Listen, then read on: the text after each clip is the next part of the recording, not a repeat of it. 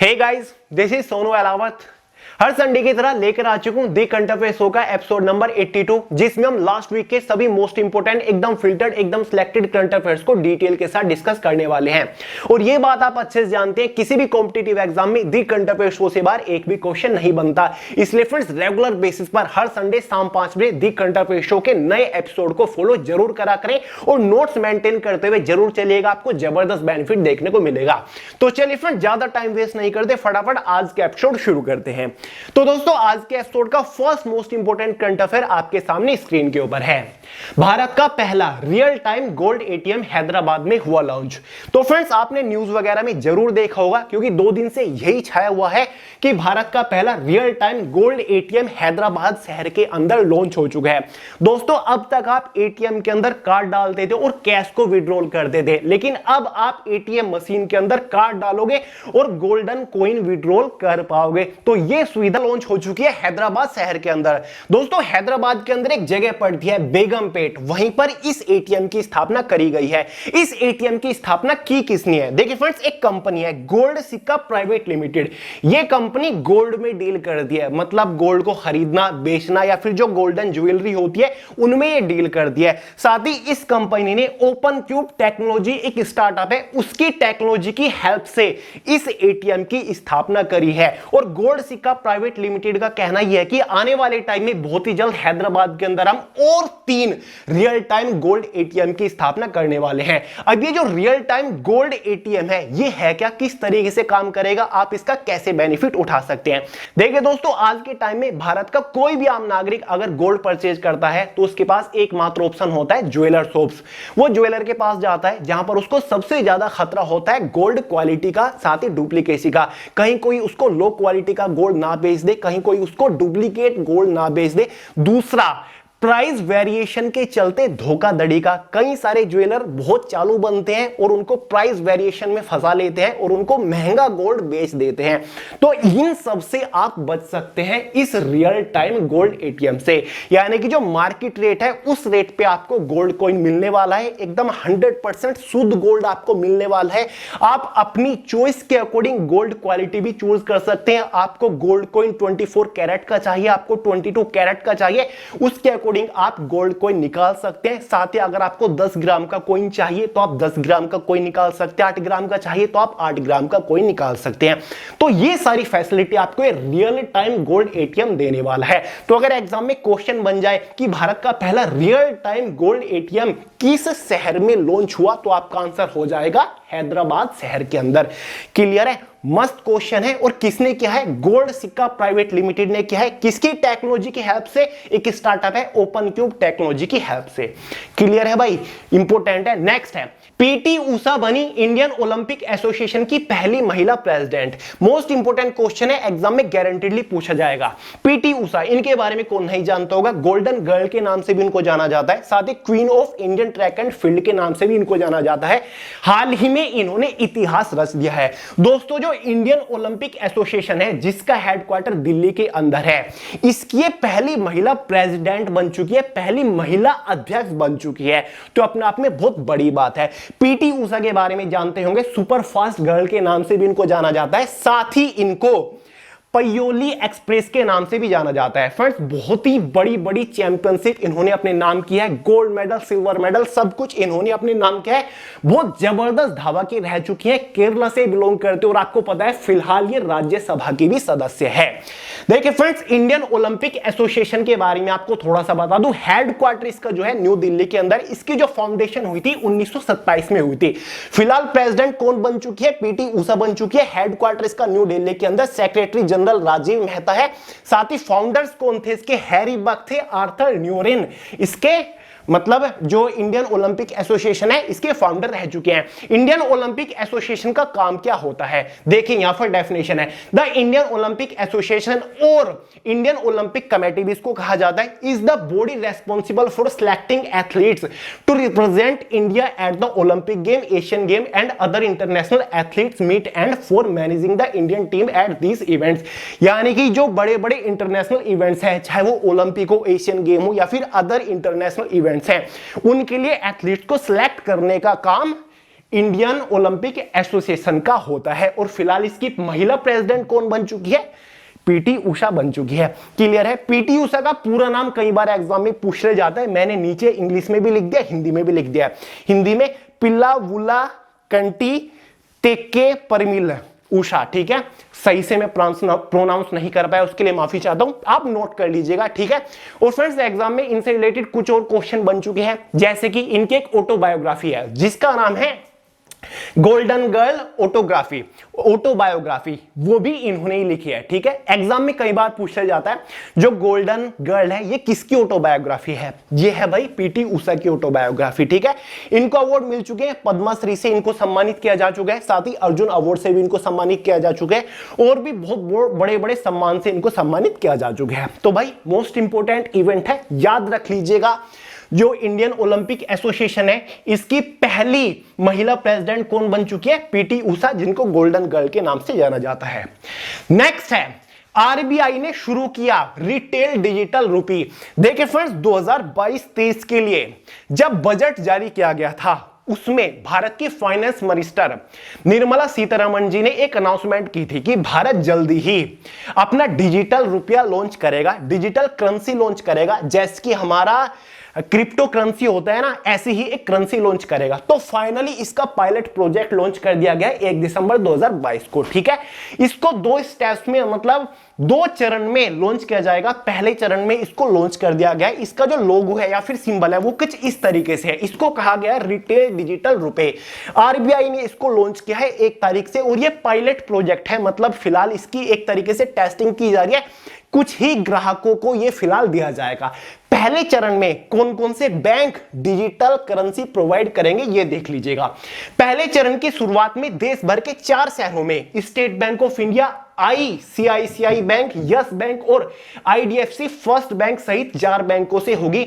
वहीं bank of Baroda, union bank of India, HDFC bank और Kotak Mahindra bank सहित 4 और बैंक बाद में इस पायलट प्रोजेक्ट में शामिल होंगे। फिलहाल ये 4 बैंक इस पायलट प्रोजेक्ट में शामिल है। शुरू में मुंबई, नई दिल्ली, बेंगलोर और भुवनेश्वर सहित 4 शहरों को कवर किया जाएगा। बाद में अहमदाबाद, गैंगटॉक, गुवाहाटी, हैदराबाद, इंदौर, साथ ही कोचीन, लखनऊ, पटना और शिमला तक डिजिटल रुपये विस्तृत होगा, ठीक है। जरूरत के हिसाब से अधिक बैंक, उपयोगकर्ता और स्थानों को शामिल करने के लिए पायलट प्रोजेक्ट का दायरा धीरे धीरे बढ़ाया जा सकता है। डिजिटल रुपये पायलट प्रोजेक्ट एक कोल्ड यूजर से चुनिंदा स्थानों को कवर करेगा, जिसमें भाग लेने वाले ग्राहक और व्यापारी शामिल होंगे। डिजिटल रुपया एक डिजिटल टोकन के रूप में होगा जो कानूनी निविदा का प्रतिनिधित्व कर सकेगा। अब देखिए फ्रेंड्स ये है क्या? डिजिटल करेंसी भी इसको कहा जा सकता है, फिर डिजिटल डिजिटल रुपी भी इसको कहा गया है। ये एक तरीके से डिजिटल करेंसी है। अब इसको प्रोवाइड कौन करेगा? शुरुआत में ये 4 बैंक इसको प्रोवाइड करेंगे। इनकी एप्लीकेशन से हम इन डिजिटल करेंसी को या फिर डिजिटल रुपए को ले सकते हैं। State bank, ICICI bank, yes bank या फिर आईडीएफसी बैंक। अगर आपका अकाउंट इनमें से किसी बैंक में है तो आपको ये मिल सकता है फिलहाल। बाकी जो कुछ ग्राहक है या फिर व्यापारी है उनको भी ये दिया जाएगा अगर उनके पास ये बैंक अकाउंट्स हैं, ठीक है। ये जो डिजिटल रुपये होगा ये हम अपने दोस्तों के साथ भी शेयर कर सकते हैं, ठीक है। यानी कि एक नंबर होगा, जैसे कि क्रिप्टो करेंसी होती है ऐसे होगा, हम इसका डिजिटली इस्तेमाल कर पाएंगे, खरीदारी कर पाएंगे, लेन देन हम इससे कर पाएंगे। तो फिलहाल पायलट प्रोजेक्ट इसका लॉन्च किया गया डिजिटल करेंसी का। आगे देखते हैं सक्सेसफुल हो पाता है या फिर नहीं। उसके बाद यूपीआई के थ्रू भी इसको अटैच किया जाएगा, यानी कि हम इसका लेन देन यूपीआई के थ्रू भी कर पाएंगे, ऐसा आरबीआई ने जानकारी दी है। तो अगर एग्जाम में क्वेश्चन बन जाए कि हाल ही में retail digital currency, retail digital rupee किसने लॉन्च किया है, तो आरबीआई आपका आंसर रह जाएगा। क्लियर है?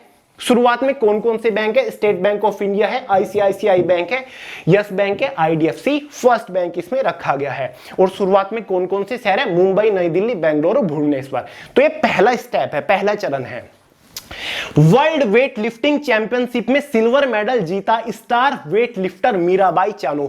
साइखोम मीराबाई चानू के बारे में कौन नहीं जानता होगा। 2020 टोक्यो ओलंपिक में पहले ही दिन सिल्वर मेडल इन्होंने भारत को दिलाया था। बर्मिंघम में कॉमनवेल्थ हुए हैं, उसमें गोल्ड मेडल इन्होंने भारत को दिलाया है। साथ ही वर्ल्ड वेट लिफ्टिंग चैंपियनशिप हाल ही में आयोजित कराई जा रही है। कहां पर? कोलंबिया, बोगोटा, साउथ अमेरिका में एक जगह पड़ती है कोलंबिया, वहां पर एक शहर है बोगोटा, वहां पर फिलहाल वर्ल्ड वेट लिफ्टिंग चैंपियनशिप का आयोजन चल रहा है। 5 दिसंबर 2022 से शुरू हुआ था, 16 दिसंबर 2022 तक चलने वाला है, जिसमें भारत की तरफ से मीराबाई चानू ने कुल 200 किलोग्राम का भार उठाकर सिल्वर मेडल अपने नाम किया है। एग्जाम में गारंटीडली क्वेश्चन बनेगा, हाल ही में वर्ल्ड वेट लिफ्टिंग चैंपियनशिप में भारत को सिल्वर मेडल किसने दिलाया? मीराबाई चानू ने दिलाया। 200 किलोग्राम का भार इन्होंने उठाया। कहां पर वर्ल्ड वेट लिफ्टिंग चैंपियनशिप का आयोजन कराया जा रहा है? बोगोटा, कोलंबिया, साउथ अमेरिका में कराया जा रहा है। यह क्वार्टरली 4 साल में एक बार कराया जाता है। कौन इसको ऑर्गेनाइज कराता है? International weight lifting federation, IWF कराता है। इंटरनेशनल वेट लिफ्टिंग फेडरेशन का हेड क्वार्टर कहां पर है? ल्यूजेन, स्विट्जरलैंड के अंदर है। The first competition held in March 1891, यानी कि वर्ल्ड वेट लिफ्टिंग चैंपियनशिप के जो पहला कंपटीशन हुआ था मार्च 1891 में हुआ था। क्लियर है? याद रहेगा, इंपोर्टेंट है। मिस्र के राष्ट्रपति अब्देल फतेह अल सीसी, मिस्र जिसको इजिप्ट भी कहते हैं, मिस्र के राष्ट्रपति अब्देल फतेह अल सीसी होंगे रिपब्लिक डे 2023 के चीफ गेस्ट।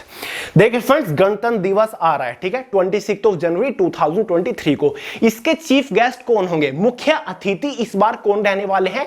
मिस्र के राष्ट्रपति रहने वाले, इजिप्ट के राष्ट्रपति रहने वाले, जिनका नाम है अब्देल फतेह अल सीसी। एग्जाम में इस टाइप का क्वेश्चन गारंटीडली पूछा जाएगा। 26 जनवरी के बाद होने वाले एग्जाम्स में भी पूछा जाएगा और उससे पहले भी पूछा जाएगा। तो भाई याद रखिएगा, इस बार रिपब्लिक डे पर कौन चीफ गेस्ट रहने वाला है? मिस्र के राष्ट्रपति अब्देल फतेह अल सीसी राष्ट्रपति रहने वाले हैं। मिस्र यानी कि जो इजिप्ट देश है, इसकी जो कैपिटल है वो यहां पर देख लीजिए, कायरो इसकी कैपिटल है, जो कि नील नदी के आसपास शहर बसा हुआ है। क्लियर है? नेक्स्ट है, हाल ही में अरुण कुमार सिंह को ONGC का अध्यक्ष नियुक्त किया गया। अपॉइंटमेंट से रिलेटेड क्वेश्चन है, एग्जाम में गारंटीडली पूछा जाएगा। ONGC के बारे में आप जानते होंगे, कई बार बता चुका हूं। Oil and natural gas corporation है, जो कि ministry of petroleum and natural gas government of India के अंडर ही आता है। ONGC का जो हेडक्वार्टर है वो वसंत कुछ न्यू दिल्ली के अंदर ही है। ONGC की जो स्थापना हुई थी 14 अगस्त 1956 में हुई थी। ONGC के चेयरमैन किनको नियुक्त किया गया? हाल ही में अरुण कुमार सिंह को किया गया। यही हमारा करंट अफेयर है। स्क्रीन के ऊपर आप जो देख रहे हैं ये है अरुण कुमार सिंह, जिनको हाल ही में ONGC के नए चेयरमैन नियुक्त किया गया है। ओनर कौन है ONGC के? Ministry of petroleum and natural gas है, जो कि गवर्नमेंट ऑफ इंडिया के अंदर आता है। भारत के अंदर जो कच्चा तेल है उसका जो उत्पादन होता है उसका 81% ONGC करता है। क्लियर है? बहुत बड़ा पार्ट। और ONGC की सब्सिडरी कौन सी है? हिंदुस्तान पेट्रोलियम जो है ना, वो ONGC की एक सब्सिडरी है, यानी कि ONGC की एक पेरेंट ऑर्गेनाइजेशन है। और इससे रिलेटेड, ONGC से रिलेटेड पहले भी क्वेश्चन बना था कि हाल ही में ONGC की पहली महिला अध्यक्ष कौन चुनी गई, या फिर पहली महिला चेयरमैन या फिर MD कौन चुनी गई? अलका मित्तल। एग्जाम में क्वेश्चन बन सकता है। इनसे पहले अलका मित्तल थी, जो कि ONGC की पहली महिला चेयरमैन थी, अलका मित्तल। लेकिन अब चेयरमैन कौन है? अरुण कुमार सिंह है ONGC के, याद रखिएगा। नेक्स्ट है, पेरू की पहली महिला प्रेसिडेंट बनी डीना बोलुआर्ट। पेरू जो कि एक कंट्री है जो कि शायद साउथ अमेरिका में हमारी पड़ती है। पेरू की कैपिटल लीमा है। हाल ही में पेरू देश की पहली महिला प्रेसिडेंट बनी है, जिनका नाम है डीना बोलुआर्ट। स्क्रीन के ऊपर है, नोट कर लीजिएगा क्योंकि इंपोर्टेंट है, पहली महिला बन रही है। नेक्स्ट है, गुजरात बना देश का पहला जियो 5G सेवा प्राप्त करने वाला राज्य। सभी को पता है भारत के अंदर 5G लॉन्च हो चुका है। बात हो रही है जियो 5G की, जिसको जियो ट्रू 5G नाम दिया गया है। तो भाई जियो 5G सर्विस प्राप्त करने वाला पहला राज्य बन चुका है गुजरात। देश का पहला राज्य कौन सा बन चुका है? गुजरात बन चुका है। गुजरात के अंदर टोटल 33 जिले हैं, 33 डिस्ट्रिक्ट्स हैं। तो सभी डिस्ट्रिक्ट के अंदर, सभी डिस्ट्रिक्ट के जिला मुख्यालयों में 5G सेवा शुरू हो चुकी है। जियो ट्रू 5G ने शुरू कर दिया अपनी सेवा। तो ऐसा करने वाला पहला राज्य कौन सा बन गया? गुजरात बन चुका है। साथ ही रिलायंस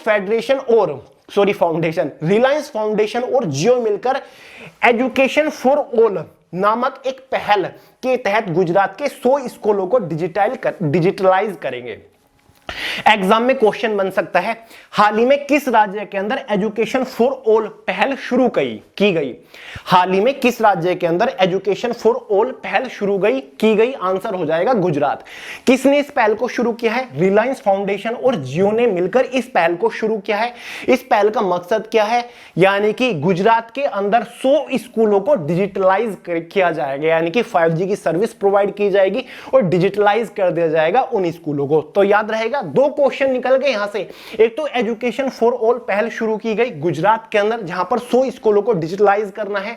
साथ ही गुजरात देश का पहला ऐसा राज्य बन गया है जहां पर 5G सेवा पहुंच चुकी है सारे 33 के 33 जिलों में। याद रहेगा, Deepika Padukone FIFA world cup 2022 की ट्रॉफी का अनावरण करेंगी। और दोस्तों, ऐसा करने वाली है ग्लोबली वर्ल्ड वाइड इकलौती पहली एक्ट्रेस रहने वाली है। अभी तक ऐसा किसी अभिनेत्री ने नहीं किया, तो अपने आप में एक बहुत बड़ी बात हो जाती है। सबसे पहले आपको फीफा वर्ल्ड कप 2022 टूर्नामेंट के बारे में थोड़ी सी इंफॉर्मेशन दे देता हूं। देखिए दोस्तों, फिलहाल इस टूर्नामेंट का आयोजन कतार के अंदर कराया जा रहा है। इसकी शुरुआत 20 नवंबर 2022 से हुई थी। साथ ही ये 18 दिसंबर 2022 तक चलने वाला है। इस टूर्नामेंट के अंदर टोटल 32 टीम्स ने पार्टिसिपेट किया है। इस टूर्नामेंट के अंदर टोटल 58 मैचेस खेले जाएंगे। फ्रेंड्स, इस टूर्नामेंट की ये जो शानदार सी ट्रॉफी है, इसका अनावरण दीपिका पादुकोण करेंगे। एक तरीके से इसको लॉन्च या फिर इसको अनवील दीपिका पादुकोण करेंगी, जो कि अपने आप में बहुत बड़ी बात है, बहुत ही गर्व की बात है। देखिए फ्रेंड्स, ये जो टूर्नामेंट है, ठीक है, फीफा वर्ल्ड कप है, इसके बारे में थोड़ी सी इंफॉर्मेशन मैं आपको दे देता हूं। देखिए, the tournament has been held every 4 year. ये टूर्नामेंट हर 4 साल बाद आयोजित कराई जाती है। साथ ही 1930 में पहली बार इसकी शुरुआत की गई थी। 1942 और 1946 में इस टूर्नामेंट का आयोजन नहीं किया गया था, क्योंकि वर्ल्ड वॉर सेकंड का दौर था। इस टूर्नामेंट का लास्ट जो चैंपियन था वो फ्रांस था, जिसने दूसरी बार ये टाइटल जीता था 2018 में, जब आयोजन रसिया के अंदर हुआ था। क्लियर है? देखिए फ्रेंड्स, इस टूर्नामेंट को जो ऑर्गेनाइज कराता है वो फीफा कराता है। फीफा के बारे में तो आप जानते होंगे, जिसका मतलब होता है फेडरेशन इंटरनेशनल ले डी फुटबॉल एसोसिएशन। काफी सारे लोग हमेशा यही सोचते हैं कि फेडरेशन इंटरनेशनल ले डी फुटबॉल क्यों लिखा जाता है। ये इसलिए लिखा जाता है क्योंकि ये है फ्रेंच लैंग्वेज में। इसको इंग्लिश में अगर आप कन्वर्ट करोगे, ट्रांसलेट करोगे, तो इसका मतलब हो जाता है international association football federation. Clear है? फ्रेंच में ये इसलिए क्योंकि इसकी जो फाउंडेशन हुई थी पेरिस फ्रांस के अंदर ही हुई थी। इसकी जो फाउंडेशन हुई थी 21 मई 1904 में। फीफा का जो गठन हुआ था, इसकी जो स्थापना हुई थी वो 21 मई 1904 में हुई थी। और जो फीफा वर्ल्ड कप है, इसकी जो शुरुआत हुई थी वो 1930 से हुई थी। दोनों में डिफरेंस है। फीफा ये जो ऑर्गेनाइजेशन है, इसकी शुरुआत कब से हुई थी, स्थापना कब हुई थी? 21 मई 1904। और फीफा ने जो ये फीफा वर्ल्ड कप टूर्नामेंट है, इसका जो आयोजन कराना शुरू किया था वो 1930 से कराया था। फीफा का जो हेडक्वार्टर्स है वो ज्यूरिख स्विट्जरलैंड के अंदर है। नंबर ऑफ टीम 32 है। करंट चैंपियन कौन है? 2018 में रसिया ने दूसरी बार किसने जीता था? फ्रांस ने जीता था। 2 बार टाइटल जीत चुके हैं। और मोस्ट सक्सेसफुल टीम कौन है फीफा वर्ल्ड कप के अंदर? वो है भाई हमारी ब्राजील, जिसने 5 बार ये टाइटल जीता हुआ है। तो वही अपने आप में बहुत बड़ा इवेंट है।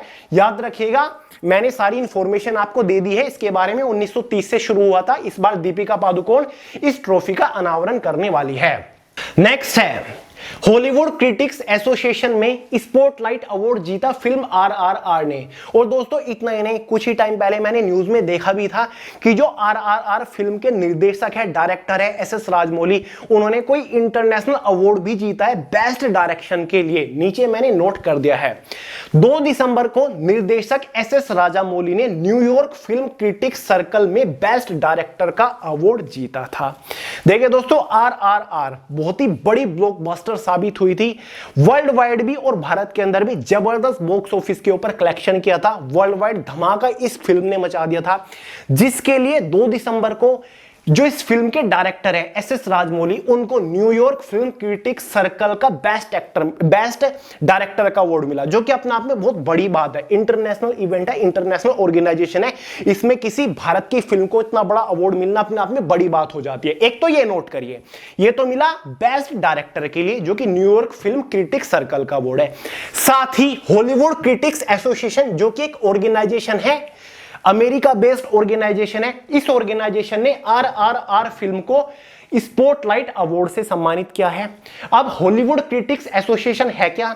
The Hollywood critics association is a film critics organization in Los Angeles, California. It was founded in 2016. 2016 में इसका गठन हुआ। किस नाम से? Los Angeles online film critics society के नाम से, लेकिन बाद में 2019 में इसका नाम हॉलीवुड क्रिटिक्स एसोसिएशन कर दिया गया। तो भाई अपने आप में बहुत बड़ी बात है, भारत की कोई फिल्म है उसको इंटरनेशनल लेवल पर, वर्ल्ड वाइड लेवल पर इतने बड़े अवार्ड से सम्मानित किया जा रहा है। तो दोनों अवार्ड नाम याद रखिएगा, एक तो फिल्म को दिया गया spotlight award, Hollywood critics association ने दिया।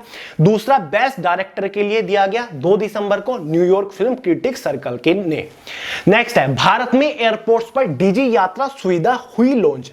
देखिए फ्रेंड्स, डीजी यात्रा जो कि एक फैसिलिटी है, जो कि एक सुविधा है, जिसके तहत मोबाइल एप्लीकेशन भी लॉन्च की गई, जो कि भारत के डिफरेंट एयरपोर्ट्स के ऊपर लॉन्च की गई। इससे क्या होगा? इससे पेपरलेस यात्रा शुरू की जाएगी।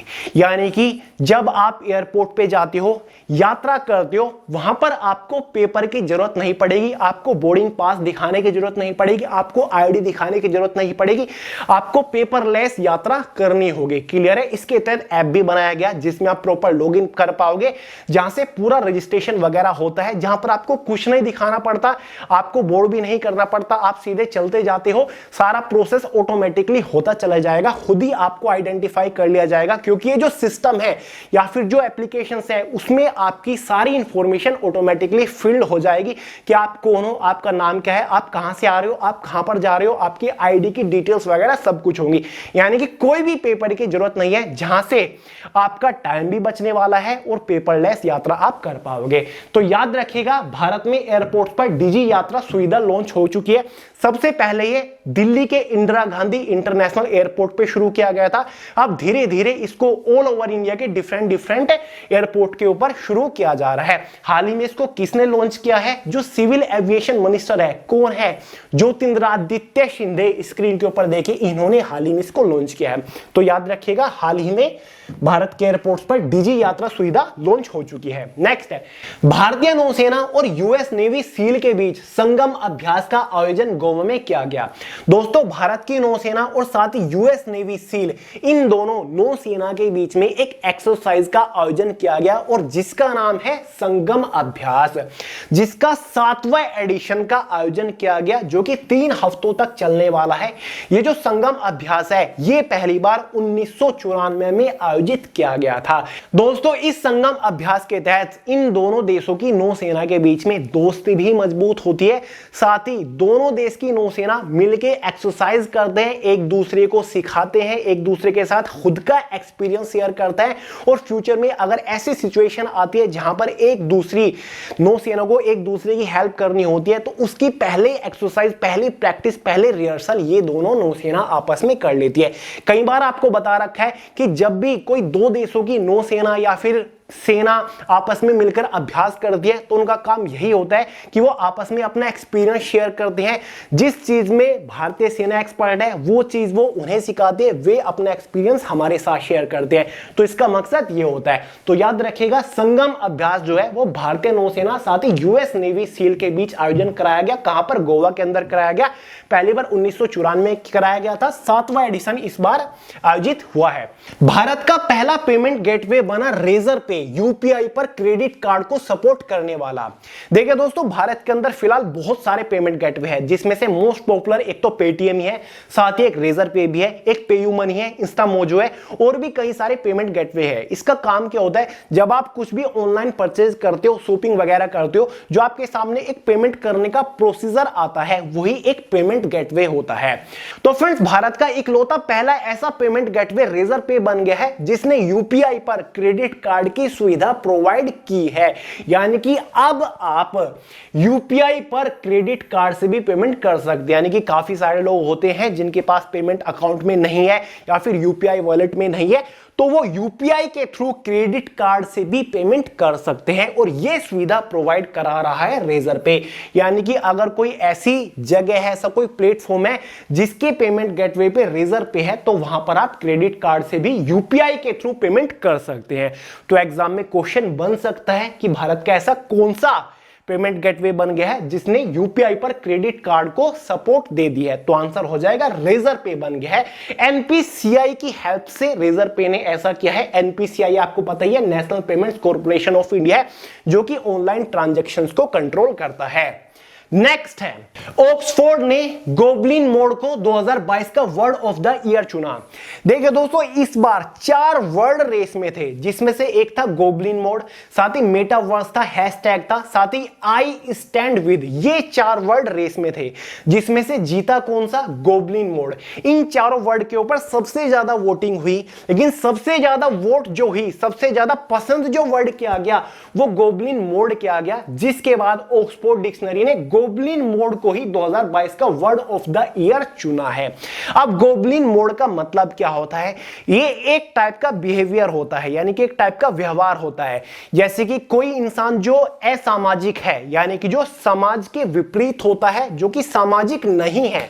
जैसे कि समाज चलता है, वो समाज की बिल्कुल भी नहीं मानता, समाज से हटके चलता है, उसको बोला जाता है गोब्लिन मोड। यानी कि ये एक टाइप का व्यवहार है। अगर कोई ऐसा व्यक्ति है जो कि बिल्कुल भी सामाजिक व्यक्ति नहीं है, जो कि समाज के खिलाफ काम करता है, समाज की बात नहीं मानता है, उसको गोब्लिन मोड बोला जाएगा कि ये गोब्लिन मोड का एक आदमी है। यानी कि जो कि बहुत आलसी होता है, फिर बहुत ही लालची टाइप का इंसान होता है, एक अलग से टाइप का इंसान होता है, ठीक है, जो कि किसी का किया हुआ एहसान तक नहीं मानता होगा, उस व्यवहार को गोब्लिन मोड बोलेंगे। और ये 2022 का ऑक्सफोर्ड डिक्शनरी में वर्ड ऑफ द ईयर चुना गया है, याद रहेगा। नेक्स्ट है, टाइम मैगजीन ने यूक्रेन के राष्ट्रपति को 2022 का पर्सन ऑफ द ईयर चुना। टाइम मैगजीन के बारे में आप जानते होंगे, एक पत्रिका है, एक मैगजीन है, जो कि अमेरिका बेस्ड एक मैगजीन है, यूएस बेस्ड मैगजीन है, जिसकी शुरुआत हुई थी मार्च 3, 1923 में न्यूयॉर्क में पहली बार ये पब्लिश की गई थी। एक सम्मान होता है इस मैगजीन के द्वारा, हर साल दिया जाता है, जिसको पर्सन ऑफ द ईयर सम्मान दिया जाता है। 2021 में इलोन मस्क को पर्सन ऑफ द ईयर सम्मान से सम्मानित किया गया था टाइम मैगजीन के थ्रू। जो इंसान कुछ हटके करे, जिसको सबसे ज्यादा पसंद किया जाए, जिस इंसान से सबसे ज्यादा इन्फ्लुएंस लोग होते हैं, जिसने कुछ दमदार किया हो, उसको हर साल पर्सन ऑफ द ईयर चुना जाता है टाइम मैगजीन के थ्रू, ठीक है। इस अवार्ड की शुरुआत, यानी कि इस सम्मान की शुरुआत एक तरीके से 1927 में टाइम मैगजीन ने करी थी। 2021 में टाइम मैगजीन के अनुसार पर्सन ऑफ द ईयर कौन था? इलोन मस्क थे।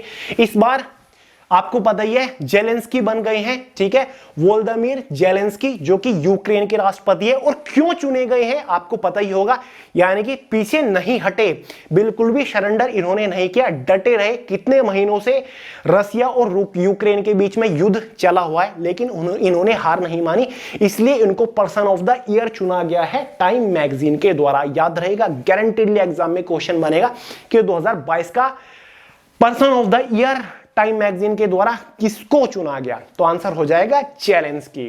तो भाई ये था आज का last current event. I hope आपने एंजॉय किया होगा और सभी इंपॉर्टेंट करंट अफेयर आपने नोट डाउन भी कर लिए होंगे।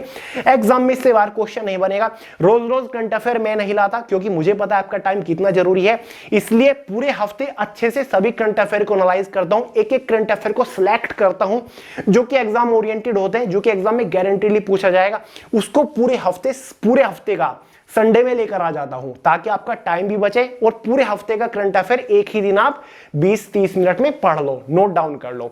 तो फ्रेंड्स, चैनल को तो आप सब्सक्राइब कर ही लोगे, वे टू सक्सेस को। बाकी इंस्टाग्राम के ऊपर मिल जाऊंगा, कोई भी क्रिटिकल प्रॉब्लम डाउट आपका आ रहा हो तो वहां पर आप डायरेक्ट मैसेज कर सकते हैं। बाकी important update, notifications, PDF, study material आप way to success official telegram group से भी डाउनलोड कर सकते हैं। तो चलिए दोस्तों, इस वीडियो में इतना ही रखते हैं। हर Sunday the current affair show ऐसे ही आता रहेगा, रेगुलर बेसिस पर फॉलो करते रहिएगा। मिलते हैं यार, पसंद कर आई हो तो लाइक कर दीजिएगा, सबसे शेयर भी करिएगा दोस्तों के साथ। मिलते हैं यार अगली वीडियो में बहुत जल्द, तब तक के लिए जय हिंद।